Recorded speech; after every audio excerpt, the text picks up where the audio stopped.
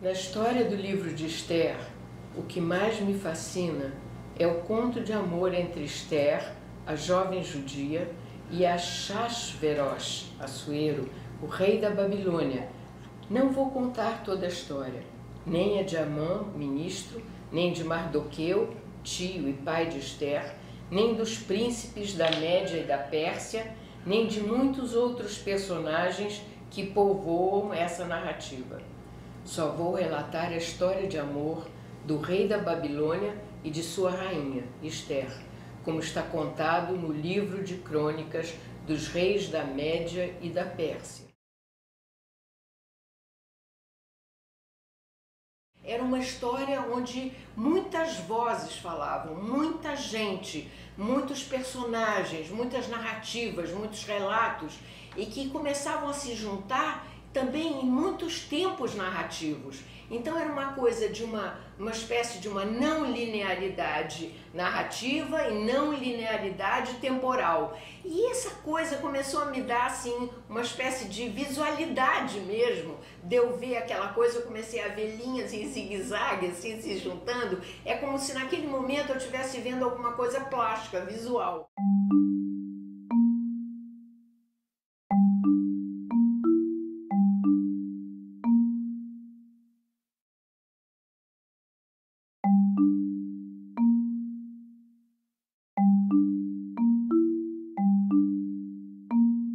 Nesses espaços de desarticulação de vozes, de narrações, de relatos, de temporalidade diferente, havia, quem sabe, um silêncio, um branco, chama-se um branco de escrita, alguma coisa onde por ali alguma outra coisa podia se passar.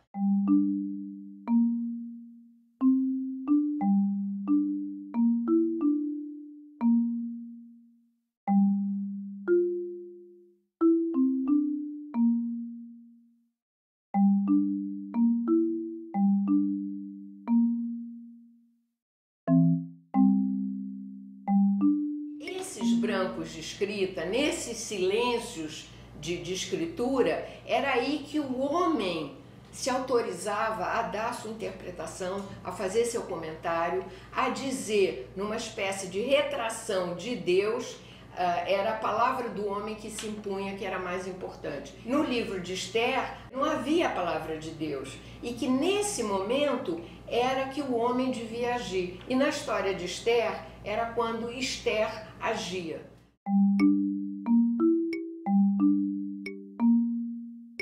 Eu acho que tem um momento primeiro, que é um momento assim de um enamoramento, ou então é alguma coisa de fora que bate num de dentro, vamos dizer, e aquilo dá assim uma energia positiva. Então eu digo, não, aí tem uma coisa que me toca, que me emociona, né, que tem a ver comigo. Então isso eu acho que eu vou trabalhar nisso nas minhas telas.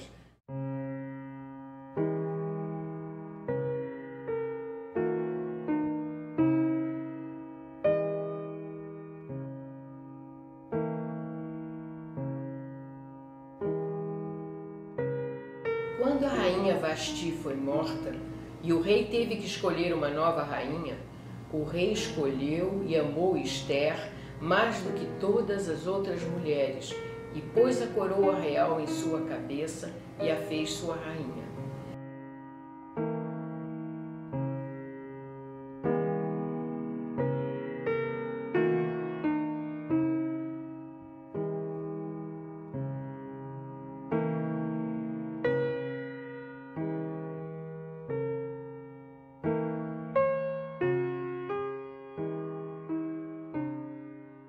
Tem esse momento primeiro, depois tem um momento que eu vou começar a pintura, né?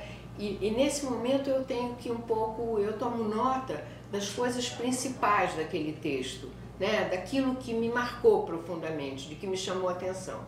E aí eu começo a fazer a relação, o diálogo entre o plástico e o textual.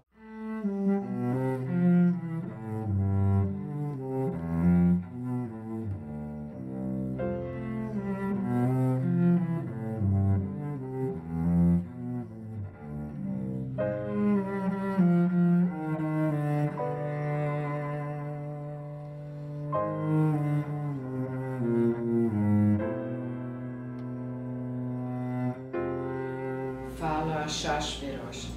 Minha felicidade é sem limites por ter reencontrado em você não apenas a menina, não só a mulher, não só a loba, mas os meus desejos, os sentimentos perdidos, os meus amores, a minha vida. Estou apaixonado, Esther, vulnerável, sensível a tudo que é você. Ficam abraçados. O tempo para, os espera, se curva diante dos dois.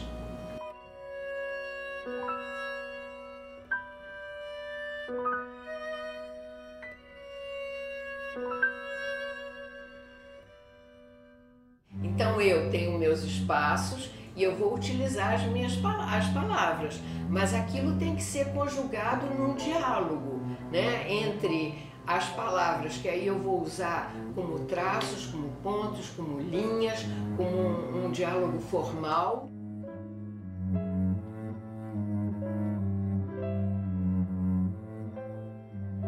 O ministro do rei Amã, porque odiava Mardoqueu, passa a odiar todos os judeus e arma um plano e faz o rei enviar cartas a todas as províncias do reino, dizendo que no terceiro dia do mês de Adar todos os judeus seriam mortos.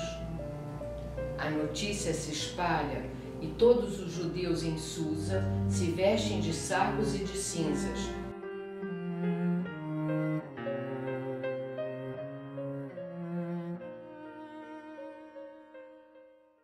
Que nunca mais eu deixei a palavra, a relação da palavra e da imagem no meu trabalho.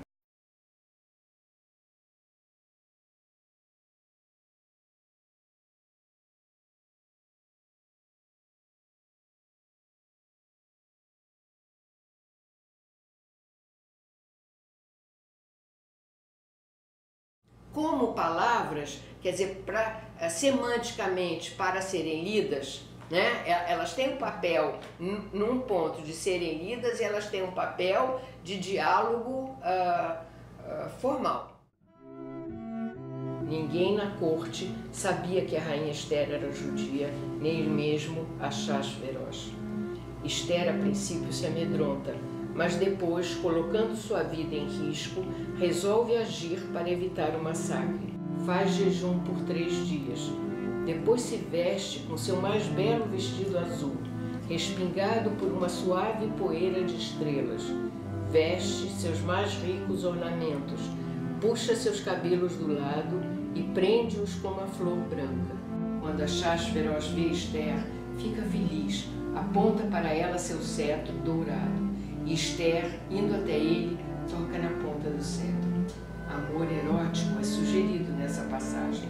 A beleza de Esther, a sua sedução, seu encanto sexual lhe dão poder sobre o rei. E eu achei que o narrador podia ser literário, narrador podia ser plástico também, né? Eu me via como uma narradora em pintura. O rei levanta-se rápido, corre para Esther, abraça, beija e fala: Esther, minha rainha, por que tremes? Essa lei não se aplica a você, que é minha amada e minha companheira. O que queres, minha Esther? Qual é a sua petição? Qual é o seu desejo? A força de Esther reside na sua doçura, na sua estratégia, na sua coragem. Não responde, mas lhe fala: você me oferece o dia e a noite, o sol e as estrelas, todo o firmamento. Que mais desejar de meu rei, que me presenteia todas as manhãs com todo o mundo celeste, com todo o universo? E ele lhe responde: Esther, sinto uma dolorida felicidade por amar você. Durante o banquete, num momento propício, Esther relata para Assuero a história da traição de Amã em relação ao povo judeu. E também confessa, lhe diz que é judia. O rei repete sua pergunta: diga-me, Esther, qual sua petição, qual é o seu desejo? A minha vida, meu rei, como minha petição, e o meu povo como meu desejo.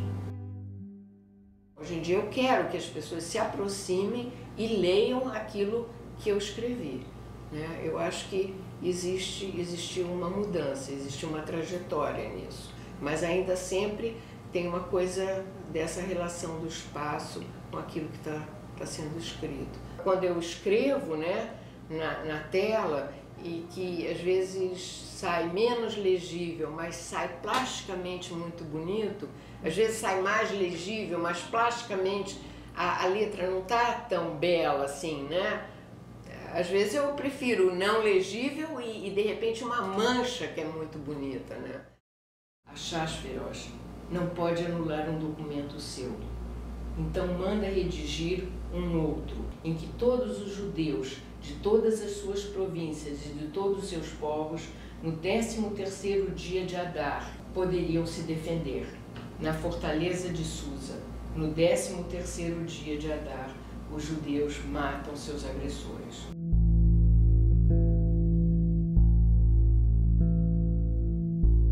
Um fragmento do Benjamin, né, que falava, era objet trouvé, né, objetos achados. E nesses objetos achados tem assim a questão de um horizonte absolutamente azul, que não vai se perder de vista, que toda vez que você chega perto, ele não vai desaparecer, que ele é tão lindo e ele está ali perto.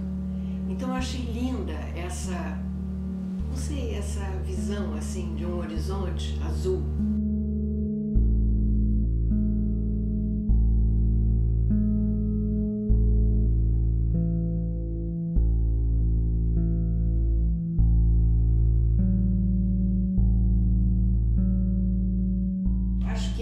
Organizou alguma coisa na minha cabeça, organizou, né? Um certo caos se organizou e se fez obra.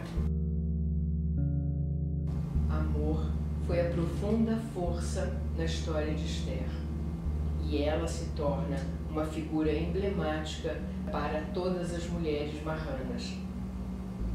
O livro de Esther é a última história da Bíblia judaica.